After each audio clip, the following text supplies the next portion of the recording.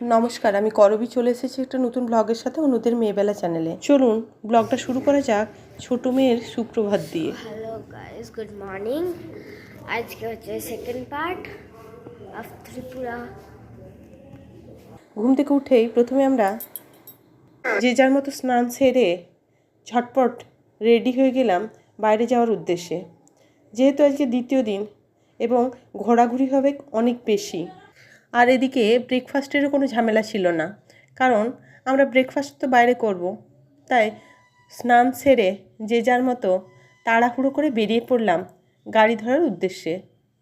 আমরা হোটেল থেকে নামতে না নামতেই দেখুন গাড়ি এসে দাঁড়িয়েছিল হোটেলের সামনে। যাই হোক, সকলে মিলে গাড়িতে চেপে আমরা রওনা দিলাম আবার নতুন ডেস্টিনেশনের উদ্দেশ্যে। যেতে যেতেই রাস্তাতে পড়লো এই একটা খাবারের দোকান। সর্বোপরি ইউনিক পদ্ধতিতে পরোটা ভাজার দৃশ্য দেখে দোকানে না ঢুকে আর পারলাম না।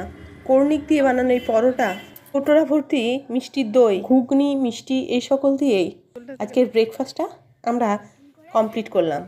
তারপর বেশ কিছুটা পাহাড়ি রাস্তায় চড়াই আর উতরায়ে যাওয়ার পর আমরা যথাসময়ে এসে পৌঁছালাম গন্তব্যে। আজকের গন্তব্য ছিল ত্রিপুরার একটি বিখ্যাত স্পট ছবিমুড়া। কিন্তু আমরা গন্তব্যে পৌঁছে দেখি তখনও আমাদের মতো কোনো ট্যুরিস্টেরা সেখানে এসে পৌঁছায়নি, অর্থাৎ প্রথম আমরা গিয়ে পৌঁছেছি।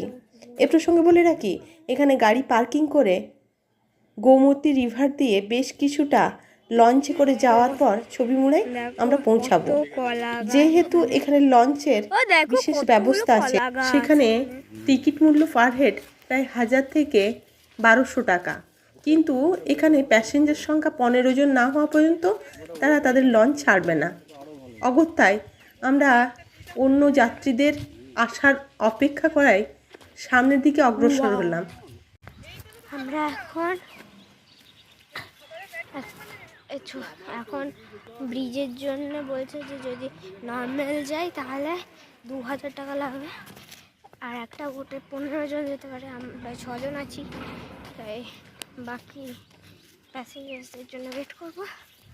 আর এখন আমরা যাচ্ছি খালি পাহাড়, খালি একদম মাঠ কেটে ব্রিজে ছবি তোলার জন্য।